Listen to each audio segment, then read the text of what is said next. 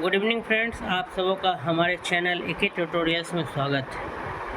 आज जो है हम लोग साइंस विज्ञान की जो है एक उपशाखा जीव विज्ञान को शुरुआत करने जा रहे हैं। जीव विज्ञान का स्टडी हम लोग करेंगे। उसमें जो हमारा पहला टॉपिक है जीव विज्ञान की उपशाखाएँ। जीव विज्ञान में कौन कौन से ब्रांचेज हैं उसको हम लोग क्या करते हैं, स्टडी करेंगे आज। ठीक है, देखिए स्टडी करते हैं जीव विज्ञान की उपशाखाएं। बायोलॉजी के ब्रांचेस के बारे में आज हम लोग पढ़ेंगे। जितने भी ब्रांचेज हैं बायोलॉजी में उनको हम लोग स्टडी करेंगे। सामान्यतः विज्ञान शब्द प्रत्येक सुव्यवस्थित एवं क्रमबद्ध ज्ञान या अनुभव के लिए प्रयुक्त होता है। अगर हम विज्ञान की बात करें, साइंस की बात करें, विज्ञान शब्द सुव्यवस्थित और क्रमबद्ध ज्ञान या अनुभव के लिए क्या होता है, प्रयोग होता है। इसमें मुख्यतः दो भागों प्रकृति नेचुरल साइंस तथा सामाजिक विज्ञान सोशल साइंस में विभाजित किया जा सकता है। प्रकृति विज्ञान दो प्रमुख शाखाओं फिजिकल साइंस तथा लाइफ या बायोलॉजिकल साइंस में विभाजित होता है, जो पुनः कई शाखाओं और उपशाखाओं में विभाजित होता है। लैमार्क और ट्रेविरेनस नामक वैज्ञानिकों ने सर्वप्रथम जीव विज्ञान बायोलॉजी शब्द का प्रयोग किया था। ये सवाल पूछा जा सकता है कि सर्वप्रथम सबसे पहले बायोलॉजी वर्ड का इस्तेमाल किसने किया था?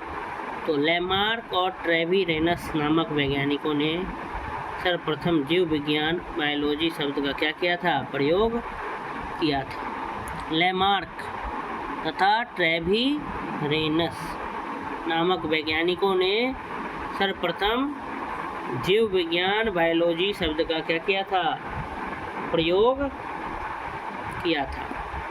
आइए देखते हैं जीव विज्ञान की शाखाएं एवं उप शाखाएं। पहला है जूलॉजी, विभिन्न प्रकार के जंतुओं का विस्तृत अध्ययन। अलग अलग प्रकार के जंतु, एनिमल्स, जीव जंतु, उनका हम स्टडी करते हैं, विस्तृत एकदम डिटेल्ड अध्ययन करते हैं, उसको बोला जाता है जूलॉजी। बॉटनी, विभिन्न प्रकार के पादपों व उनके क्रियाकलापों का अध्ययन। विभिन्न प्रकार के जो प्लांट्स हैं और उनके जो एक्टिविटीज़ हैं, क्रियाकलाप, उनका हम अध्ययन करते हैं, वो कहलाता है बॉटनी। पैलियोबायोलॉजी या जीवाश्मिकी, पैलियोबायोलॉजी या पैलियंटोलॉजी, जीवों जंतु एवं पादप के जीवाश्मों का हम अध्ययन करते हैं। जीवों जैसे कि जंतु एवं पादप, प्लांट्स और एनिमल्स, दोनों का जो जीवाश्म है उसका अध्ययन क्या कहलाता है, पैलियोबायोलॉजी कहलाता है। नेक्स्ट है पैलियोबोटनी, पादप जीवाश्म का अध्ययन, सिर्फ प्लांट्स का जो जीवाश्म है उसका अध्ययन करेंगे तो पैलियोबोटनी कहलाएगा। इकोलॉजी, सजीवों पर उनके चारों ओर के पर्यावरण के प्रभाव का अध्ययन। जितने भी लिविंग बींग्स हैं उनके चारों तरफ पर्यावरण का क्या प्रभाव पड़ता है, इसका अध्ययन हम किस में करते हैं, इकोलॉजी में। जेनेटिक्स, जीवों के आनुवंशिक लक्षणों तथा इनकी वंशागति का अध्ययन करते हैं। ठीक है, हेरिडिटरी जो ट्रेट्स है, लक्षण है, और वंशागति का अध्ययन करते हैं, इवोल्यूशन, जेनेटिक्स में। फिजियोलॉजी, शरीर के विभिन्न भागों के कार्य तथा कार्य विधियों का अध्ययन हम किस में करते हैं, फिजियोलॉजी में करते हैं। पेडोलॉजी, मृदा निर्माण, मृदा के प्रकार इत्यादि का अध्ययन हम किस में करते हैं, पेडोलॉजी में करते हैं। जेरोंटोलॉजी, मनुष्य में वृद्धा अवस्था एवं काल प्रभावन के सामाजिक, संज्ञानात्मक, मनोवैज्ञानिक तथा जैविक पहलुओं का अध्ययन। कह रहा है कि मनुष्य जब बूढ़ा हो जाता है तो समय का क्या प्रभाव पड़ता है समाज में, मनोविज्ञान तरफ से, जैविक क्या क्या एस्पेक्ट है, बायोलॉजिकल एस्पेक्ट, सबको हम पढ़ते हैं जेरोंटोलॉजी में। इथोलॉजी, मानव सहित सभी जंतुओं के व्यवहार का हम अध्ययन करते हैं। किसमें? इथोलॉजी में। बिहेवियर का अध्ययन करते हैं मानव सहित, माने सभी एनिमल्स का, इंक्लूडिंग ह्यूमन बींग्स। नेक्स्ट है बायोनिक्स, जैविक जगत के गुणों सिद्धांतों के प्रयोग द्वारा आधुनिक उपकरणों व अभियांत्रिकी तंत्रों का निर्माण करना। ये हम किस में स्टडी करते हैं? बायोनिक्स। जीवधारियों का उनके वातावरण के साथ संबंध का अध्ययन, ये हम करते हैं बायोनोमिक्स में। बायोनोमिक्स, जीवधारियों का उनके वातावरण के साथ संबंध का अध्ययन, वो कहलाता है बायोनोमिक्स। चलिए नेक्स्ट देखते हैं मायोलॉजी। मायोलॉजी, मनुष्य की पेशियों का अध्ययन। मनुष्य की पेशियों का अध्ययन क्या कहलाता है? मायोलॉजी कहलाता है। मैमोलॉजी, स्तनधारी जंतुओं का अध्ययन। मैमोलॉजी, जीवन के नियमों से संबंधित अध्ययन। बायोनोमी, गणित एवं सांख्यिकी की तकनीकों द्वारा जीव विज्ञान का अध्ययन। बायोमेट्री, मस्तिष्क के विभिन्न भागों की क्रियाशीलता तथा विक्षिप्तता का अध्ययन। फ्रेनोलॉजी, फूलों का अध्ययन। Study of flowers. एंथोलॉजी, घास से संबंधित अध्ययन। एग्रोस्टोलॉजी, विभिन्न प्रकार के पराग कणों का अध्ययन।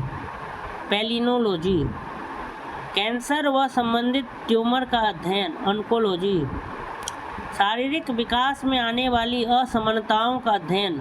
टेराटोलॉजी, उपास्थि से संबंधित अध्ययन।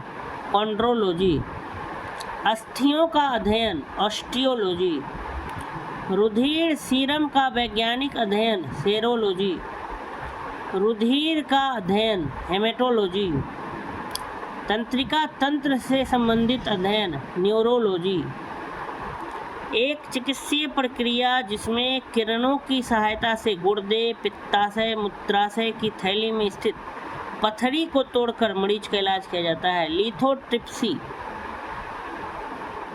रोगों की प्रकृति, लक्षणों व कारकों का अध्ययन। पैथोलॉजी, परजीवी जीवों का अध्ययन।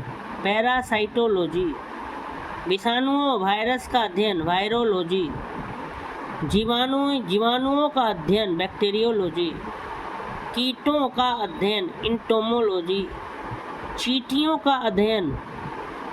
मिरमेकोलॉजी, मोलास्का एवं इनके खोलों का अध्ययन। मैलाकोलॉजी, मत्स्य की संरचना, मछली, मत्स्य की संरचना, कार्यकी इत्यादि का अध्ययन। इक्थियोलॉजी, सर्पों का अध्ययन। सर्पेंटोलॉजी, उभयचरों तथा सरीसृपों का अध्ययन। हर्पेटोलॉजी, पक्षियों का अध्ययन। ऑर्निथोलॉजी, त्वचा तथा इसके रोगों का अध्ययन। डर्मेटोलॉजी, पोषण एवं पोषण विधियों का अध्ययन। टॉर्फोलॉजी, उपार्जित लक्षणों का अध्ययन। टेटोलॉजी। ये देखते हैं आगे प्रमुख शब्दावलियों से संबंधित उत्पाद। जो शब्दावली दिए हैं उनसे संबंधित हमको उत्पाद के बारे में पढ़ना है। पहला है जैसे एपी कल्चर, व्यापारिक स्तर पर शहद उत्पादन तथा फसलों में परागण हेतु मधुमक्खी पालन, ये क्या कहलाता है? एपी कल्चर कहलाता है। नेक्स्ट है एवी कल्चर, मतलब पक्षी पालन। एक्वा कल्चर, जलीय जीवों, जंतुओं एवं वनस्पतियों का संवर्धन, ये क्या कहलाता है? Aqua culture. एक्वा कल्चर का एक प्रकार जिसके अंतर्गत शैवालों की कृषि की जाती है। Alga culture.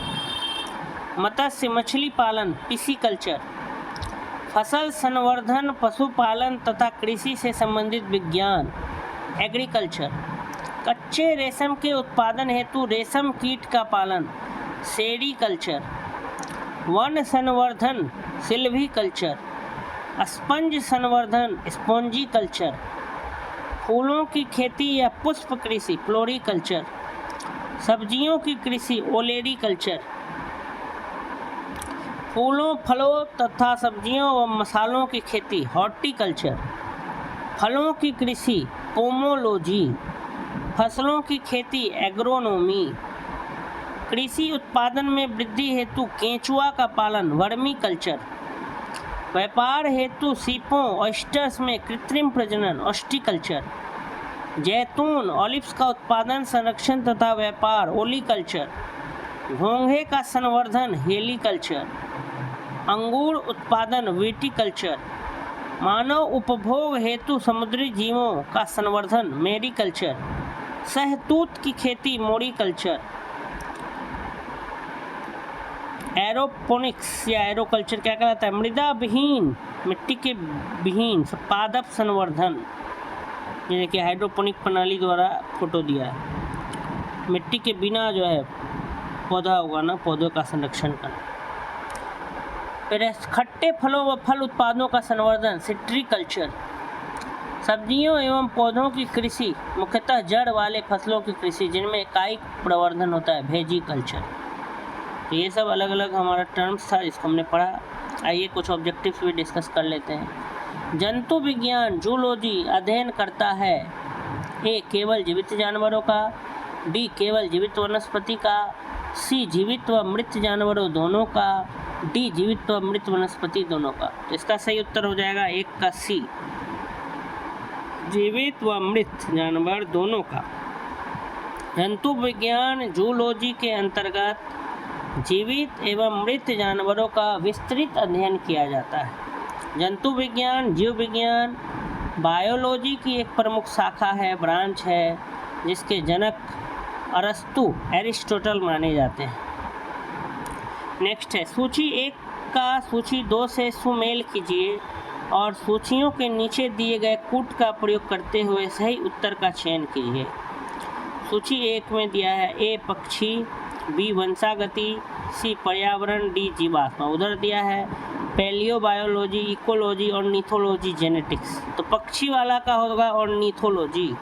ए का 3 हमको देख लेना है कहाँ पर है, तो बी ऑप्शन में है। बी ऑप्शन में हमारा क्या है, ए का 3 है, पक्षी का होता है ऑर्निथोलॉजी। ऐसे सबका याद करना पड़ेगा आपको कि पक्षी का हो जाएगा ऑर्निथोलॉजी, वंशागति का हो जाएगा जेनेटिक्स, पर्यावरण का हो जाएगा इकोलॉजी और जीवाश्म का पैलियोबायोलॉजी। अगला क्वेश्चन है फूलों के अध्ययन को कहते हैं ए फ्रेनोलॉजी, बी एंथोलॉजी, सी एग्रोस्टोलॉजी, डी पैलिनोलॉजी। इसका सही हो जाएगा एंथ्रोलॉजी, एंथोलॉजी, फूल का स्टडी, एंथोलॉजी, एंथो ANTHO। मस्तिष्क के विभिन्न भागों की क्रियाशीलता तथा विक्षिप्तता का अध्ययन को बोलते हैं फ्रेनोलॉजी। फूलों का अध्ययन एंथोलॉजी, घास से संबंधित अध्ययन एस्ट्रोलॉजी और विभिन्न प्रकार के पराग कणों का अध्ययन पैलिनोलॉजी। हमारा क्वेश्चन में पूछा था फूलों का अध्ययन, इसलिए फूलों का अध्ययन हो जाएगा एंथोलॉजी। आइए नेक्स्ट क्वेश्चन देखते हैं। कीटों के वैज्ञानिक अध्ययन को कहते हैं ए थियोलॉजी, बी एंटोमोलॉजी, सी पैरासिटोलॉजी, डी मैलेकोलॉजी। तो कीड़ा उसका हो जाएगा इंटोमोलॉजी, एंटोमोलॉजी। इसका सही उत्तर हो जाएगा 4 का बी।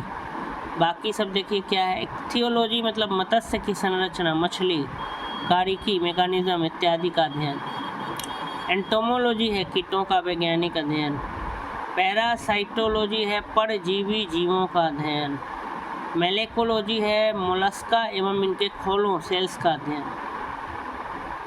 निम्नलिखित में से कौन सा विषय जनसंख्या एवं मानव समुदायों के महत्वपूर्ण आंकड़ों के अध्ययन से संबंधित है? ए पारिस्थितिक विज्ञान, बी आनुवंशिकी, सी जनांकिकी, डी वायरस विज्ञान। इसका सही उत्तर हो जाएगा सी जनांकिकी। जनसंख्या एवं मानव समुदाय से संबंधित है जनांकिकी। डेमोग्राफी, डेमोग्राफी के अंतर्गत जनसंख्या एवं मानव समुदायों के समस्त निर्धारक तत्वों तथा उनके परिणामों का अध्ययन किया जाता है। डेमोग्राफी के अंतर्गत जनसंख्या के आकार, क्षेत्रीय वितरण, बनावट, उसमें पाए जाने वाले परिवर्तन तथा परिवर्तन के उत्तरदायी कारण जैसे जन्म दर, मृत्यु दर, क्षेत्रीय संरचना, सामाजिक गतिशीलता का अध्ययन, ये सब आता है डेमोग्राफी।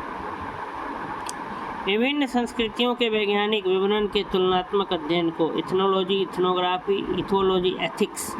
इथनोलॉजी, ठीक है, इथनोलॉजी विभिन्न संस्कृतियों के वैज्ञानिक विवरणों का तुलनात्मक अध्ययन क्या कहलाता है? इथनोलॉजी। किसी विशिष्ट संस्कृति का अध्ययन, इथनोग्राफी। मानव सहित सभी जंतुओं के व्यवहार का अध्ययन, इथोलॉजी। नैतिक आचार तथा कर्तव्य का मनोवैज्ञानिक अध्ययन, एथिक्स। जैविक जगत में होने वाले कार्य, गुण व पद्धति के अध्ययन के इस ज्ञान को मशीनी जगत में उपयोग करने को क्या कहते हैं? Bionics, bionomics, बायोनोमी, biometry. इसका सही उत्तर हो जाएगा बायोनिक्स। जैविक जगत में होने वाले कार्य, गुण एवं पद्धति का अध्ययन एवं अजैव तंत्र पर इसका प्रयोग, बायोनिक्स। जीवधारियों का उनके वातावरण के साथ संबंध का अध्ययन, बायोनोमिक्स। जीवन के नियमों, लॉज ऑफ लाइफ का अध्ययन, बायोनोमी। गणित एवं सांख्यिकी की तकनीकों द्वारा जीव विज्ञान का अध्ययन, बायोमेट्री।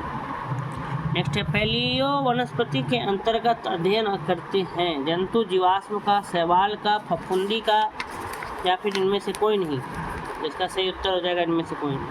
पैलियो वनस्पति या पैलियो बोटनी के अंतर्गत पादप जीवाश्म मतलब फॉसिल प्लांट्स का अध्ययन करते हैं जो कि लाखों वर्ष पूर्व बर्फ, मिट्टी इत्यादि के नीचे किसी प्राकृतिक घटना के कारण दब गए थे। उनकी छाप पत्थरों की चट्टानों में प्राप्त होती है।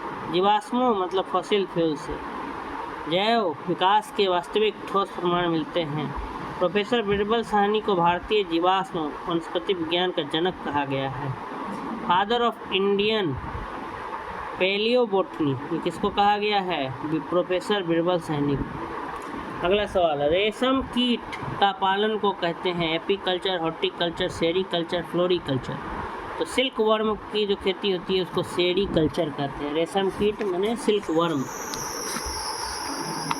जाते हैं अगला टॉपिक की तरफ।